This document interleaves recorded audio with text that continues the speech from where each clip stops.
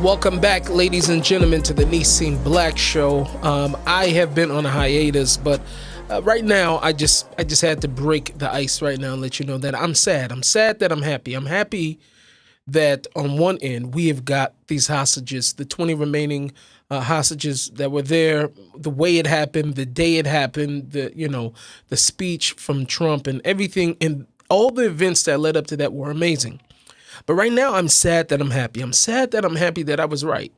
And I think a lot of us were right. I think many of us knew that Hamas was not going to be able to hold up to this ceasefire. It's just not in their nature. That's not what they are. They're a terrorist group. By the way, if you have not liked or you have not subscribed, make sure you like, subscribe, hit the notification bell. So if anything new drops, you are going to be informed. But the reports right now are actually telling us that Israeli forces have struck Rafah. Unfortunately, there's been 2 Israeli soldiers that have already been killed in the clashes. Hamas has at least officially said they haven't broken the ceasefire, but the truth is that officially they actually have. And it's as if it was never really a ceasefire in the first place.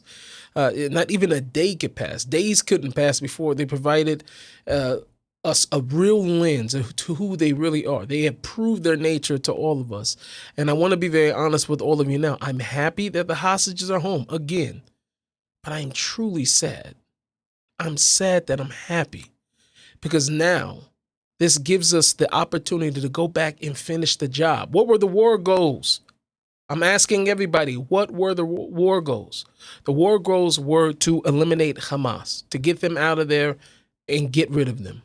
And right now we are seeing that we are having the opportunity to do this. Now, I don't know exactly what the Israeli government is actually going to do going forward, if they're going to actually finish the job, if they're not going to finish the job. I don't know. I can't say that I have those answers. But what I can tell you at least, though, is that in every way, I think that we are on the cusp of seeing Hamas be completely eliminated, eradicated. Now, you heard those bombs over there. Now, the truth is, this is not far from me. I felt this when this happened earlier today. So it wasn't something that was far from me. But, this gives us the opportunity to eradicate these guys. All the exiles talk about, letting them go to some other place or different things like that. We just can't allow ourselves to allow this type of... these guys are bringing destruction to their own people. If you feel bad about this... I'm being honest. If you feel bad about that, I really think you should be looking at Hamas. Don't blame it on Israel just like everybody else does. This is the type of destruction that these people bring in. They couldn't help themselves. What happened on October 7th has proven a lot about these guys. Not just the atrocity that they committed against the Jewish people, but I'm talking about the fact that October 7th was supposed to be a much bigger attack. Right, they were waiting on Hezbollah, the Houthis, and the Syrians, and everything else. There was a grand master plan for other people to join in. And they did not join in. Why? Because Hamas, they couldn't help themselves. They saw the Nova Festival happening, and they couldn't help themselves. And this is what we're dealing with. These are the guys, they jumped the gun, and this is what they do. So unfortunately, because of who they are, we find ourselves again with broken promises. You cannot, and this is, I don't think Donald Trump for 1 second bought these guys as bluff. I really don't. It's ingrained in the culture. I have another clip I want to show you guys. It's just the culture. Look, this is the culture. Right now, I'm going to show you a clip. A ceasefire was supposed to be upheld, and you're going to see a Gazan civilian, which you can't tell. There's many of them are Hamas. I don't know how many are civilians. I don't know who's Hamas, but you're going to see how they react to this. Look at this. Look at this. حدث أمن نظيف برفح، البلاد طلبت أهلها برغم إنه الحرب متوقفة إلا إنه رفح حبت تفاجئنا بطريقتها الخاصة. الآن انفجار آلية عسكرية تابعة لجيش الاحتلال برفح برغم إنه الحرب متوقفة إلا إنه رفح حبت تطرد الأعادي. حكت لهم طول ما أنتم موجودين برفح طول ما الأحداث الأمنية شغالة فيكم يا معلم. باتت العودة لرفح قريبة جدا. يسعد لي قلبك يا رفح يا أم الانفجارات. It pains my heart to see that, to be honest. It really pains my heart to see that. You're talking about you're talking about a culture that is just disgusting. This is a death cult. So this is why you can't negotiate with people like this. And I'm relieved, like I said, to see those faces return home to their families. And I'm sick that we have to keep pretending as if Hamas in itself will not break these agreements. Nothing about this was surprising. I think, like I said, to a lot of people, Hamas, they just can't help themselves. It's not a political movement. It's a bloodlust disguised as some type of governance. And I just wanted to say this clearly. This has never been about some isolated flare-up. This is the exposure of something that's much bigger. There's a bigger problem. It's a spiritual reality dressed as a political crisis. Evil does not negotiate. It waits and then it strikes. And we were told that we should trust the mediators. Egypt, Qatar, we should trust Turkey. These are the names of nations who have never once taken responsibility for the terror that they platform. They platform this type of terror. And today, surprised, these three nations are now begging to prevent the escalation. They're begging Hamas to stop. And you cannot control the fire after you were the one who ignited the fire, right? Like you created this monster. And I don't believe for one second that anyone in their right mind, at least, thought that any type of ceasefire will last. Like I said, I'm nobody in Israel for sure believed it. I don't believe anybody in Washington. And I definitely don't believe Donald Trump thought that there was actually going to be a ceasefire. I think he knew all along.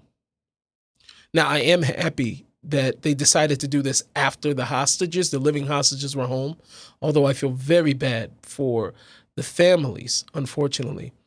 There's a lot of families who were waiting for the remains of their loved ones in order that they could be able to bury and give a proper burial to their family members.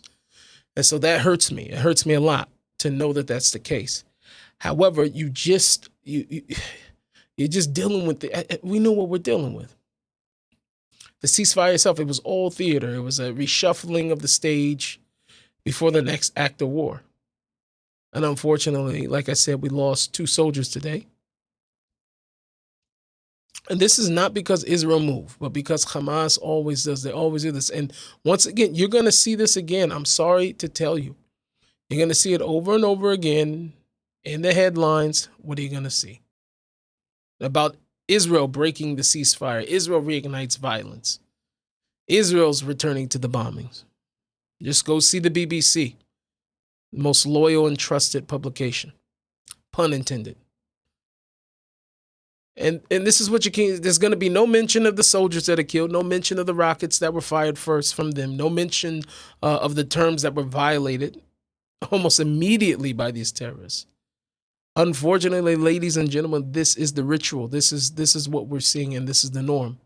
And I don't know where we go from here. All I know is that I want to see the complete destruction and eradication of these rebels.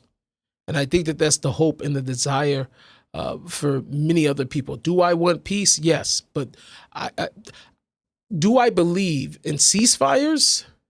I will believe in ceasefires, not with Hamas, but real ones, with real consequences for every person who violates them, or any regime or terrorist group, of course, who violates them. But Hamas has never honored a single agreement that was made with them, not one. And yet, every time, the world still bargains with them. People are still bargaining with them like they're normal government, and they're not. They are death cult, and they behave like one. And so, for me, this is why I am not shocked. Am I saddened? Yes. Grieved? Yes. But I'm not shocked. And I think there's many of us that are not shocked. Because if you truly understand what we are dealing with, you don't gasp when you see them return to their old ways. This is their nature. This is who the people are. You only gasp when the world refuses to admit it. And I think the real danger right now is not Hamas breaking the ceasefire, because we knew that would happen, but the real danger is that the world is refusing to learn from its mistakes. The danger is the fact that people are blind, and it's a blindness that follows. And we can't afford to be blind anymore. Not after October 7th, not after the slaughter of the children, not after watching the justification of the butchery by human rights experts. So if your morality still depends on edited footage, you're not alive. You are programmed. And I say this with absolutely no hesitation. This war must end, but it must end with Hamas dismantled. Completely dismantled. Not halfway, not a little bit. They need to be completely annihilated and completely destroyed. And that's just the way I feel. Thank you so much for watching.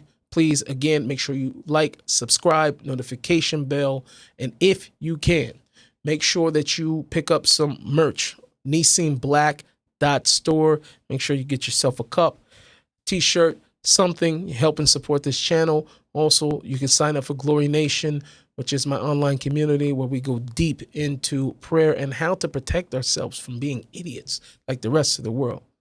See you guys in the next video.